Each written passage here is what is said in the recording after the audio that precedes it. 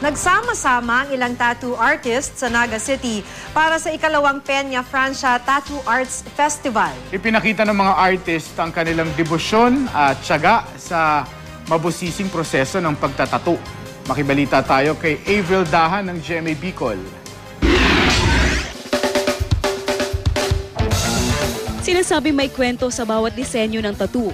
Ang ilan sumisimbolo sa pagkakakilanlan ng isang tao. Mayroon din nagsisilbing palatandaan ng karanasan o simpleng larawan ng bagay na kinahihiligan. Para sa akin, tattoo is the highest form of art.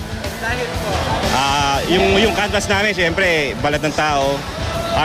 Yung artwork namin, hindi lang sinasabit sa mga dingding sa bahay, nakapag-travel.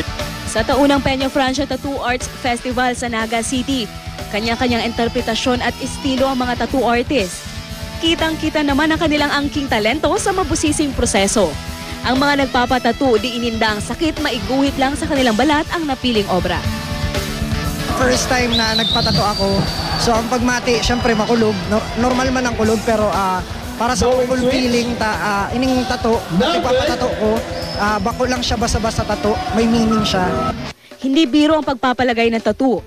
Kailangan mag-isip ng mabuti sa pagpili man ng disenyo o kaya lugar na paglalagyan nito.